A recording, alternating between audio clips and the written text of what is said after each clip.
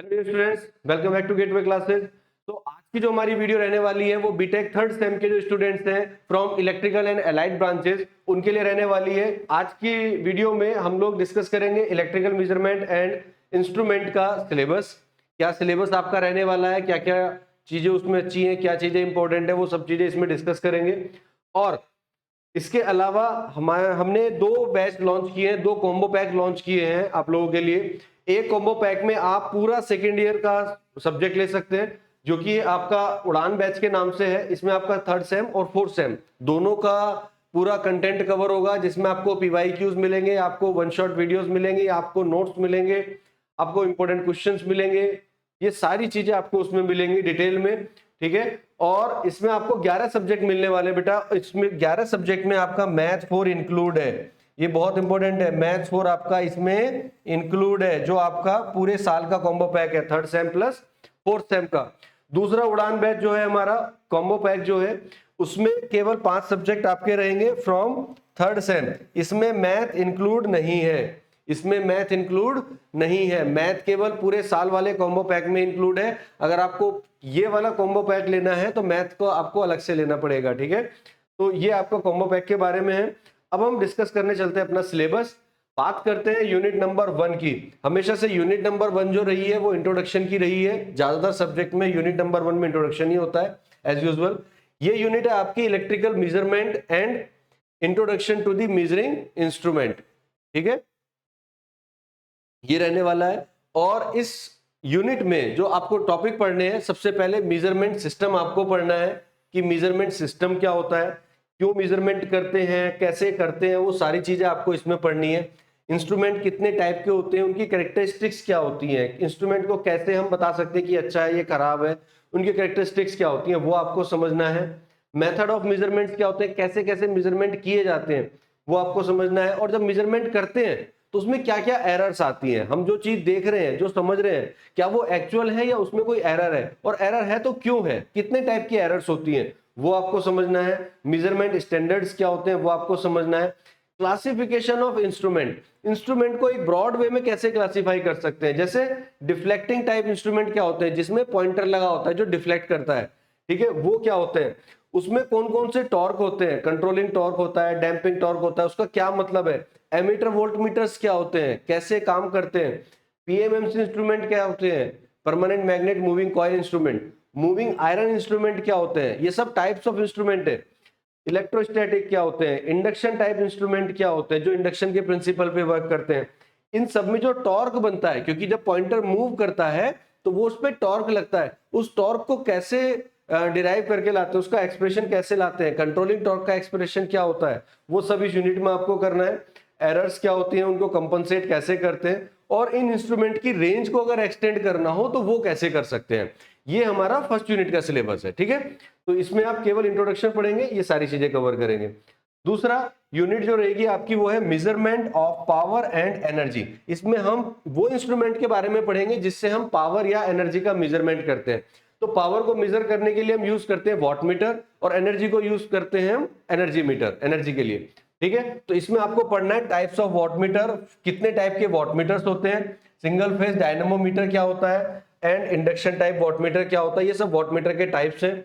इनमें जो deflecting torque और कंट्रोलिंग टॉर्क है उसके एक्सप्रेशन आपको निकालने। उसके बाद एक्टिव और रिएक्टिव पावर कैसे मेजर करते हैं, दोनों तरह की सप्लाई के लिए, बैलेंस्ड के लिए भी और अनबैलेंस्ड के लिए भी, ठीक है। उनकी थ्योरी, उनका operation of single and three phase induction type energy meter, ये आपको पढ़ना है। एनर्जी मीटर की थ्योरी पढ़नी है, डेरिवेशन करनी है, जो भी रिक्वायर्ड डेरिवेशन है, कैसे काम करता है एनर्जी मीटर वो बताना है, सिंगल भी और थ्री फेज भी। पावर फैक्टर मीटर भी इसमें आपको पढ़ना है, पावर फैक्टर मीटर कैसे होता काम करता है, जिससे हम पावर फैक्टर को मेजर करते हैं। और एनालॉग फ्रीक्वेंसी मीटर क्या होते हैं, ये दोनों का इंट्रोडक्शन है, पावर फैक्टर मीटर और फ्रीक्वेंसी मीटर का। इन दोनों के बारे में आपको बहुत ज्यादा डिटेल में नहीं, बस इनकी वर्किंग समझनी है, ठीक है। तो ये हुआ आपका यूनिट नंबर 2। बात करेंगे यूनिट नंबर 3 की। तो इसमें आप पोटेंशियोमीटर पढ़ेंगे, इसमें आप डीसी और एसी ब्रिजेस के बारे में पढ़ेंगे। पोटेंशियोमीटर क्या काम करता है आपका, पोटेंशियल मेजर करने के काम आता है कई बार। और इसमें क्या क्या पढ़ना है देखिए, principle and operation of DC Crompton type potentiometer, different type of potentiometer इसमें मिलेंगे आपको। इसमें एक है डीसी क्रॉम्पटन टाइप पोटेंशियोमीटर, उसको कैसे स्टैंडर्डाइज करते हैं, कैसे उससे हम अननोन रेजिस्टेंस को मेजर कर सकते हैं, करंट को मेजर कर सकते हैं, वोल्टेज को मेजर कर सकते हैं। एसी पोटेंशियोमीटर कौन से होते हैं, ये तो था डीसी पोटेंशियोमीटर, ये है जो एसी पोटेंशियोमीटर है।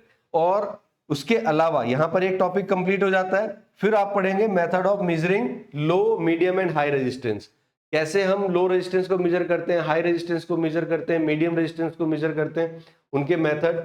Sensitivity of wheat stone bridge कैसे कैलकुलेट करते हैं, केल्विन्स डबल ब्रिज क्या होता है, इससे हम क्या मेजर करते हैं, लो रेजिस्टेंस मेजर करते हैं, वो क्या कैसे सॉल्व करते हैं। मेजरमेंट ऑफ इंडक्टेंस, अब रेजिस्टेंस मेजरमेंट हो गया यहां तक।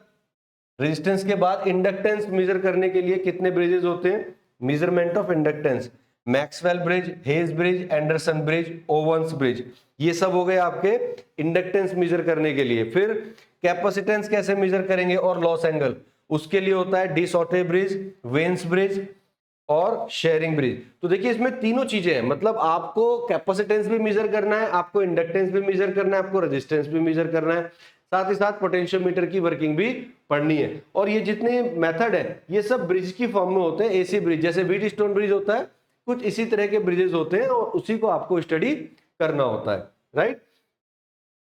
इसके अलावा फोर्थ यूनिट जो है आपकी वो इंस्ट्रूमेंट ट्रांसफार्मर है, सीटीपीटी आपने सुना होगा, करंट ट्रांसफार्मर, पोटेंशियल ट्रांसफार्मर, उसको यहाँ पे डिटेल में पढ़ना है क्या होते हैं। उसके अलावा इलेक्ट्रॉनिक मेजरमेंट आपको थोड़ा सा पढ़ना है। तो सीटीपीटी की कंस्ट्रक्शन क्या होती है, उनकी वर्किंग क्या होती है, जब आप इसके डेरिवेशन होते हैं उसमें हम ratio and phase angle error कैसे निकालते हैं, क्योंकि जो एरर आती है वो इसी में आती है, उसको कैसे कैलकुलेट करते हैं, टेस्टिंग कैसे करते हैं, डिजाइनिंग कैसे करते हैं, वो सब इसको आपको पढ़ना है।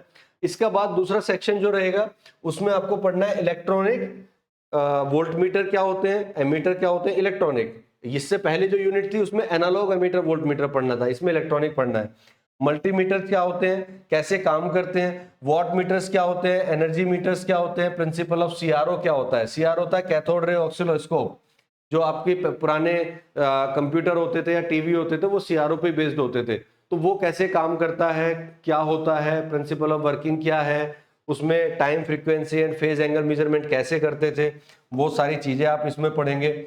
इसके अलावा स्पेक्ट्रम एंड वेव एनालाइजर आप पढ़ेंगे। इन दो में से एक टॉपिक जनरली एग्जाम में पूछ लिया जाता है, वो खैर जितना ज्यादा जो दो इंपॉर्टेंट टॉपिक है वो हम टाइम टू टाइम डिस्कस करेंगे आपके साथ, ठीक है। तो this is the fourth unit, digital voltmeter आप इसमें पढ़ेंगे। तो इसमें क्या है, इलेक्ट्रॉनिक इंस्ट्रूमेंट आपको पढ़ने हैं और current transformer and potential transformer इनके बारे में डिटेल में पढ़ना है।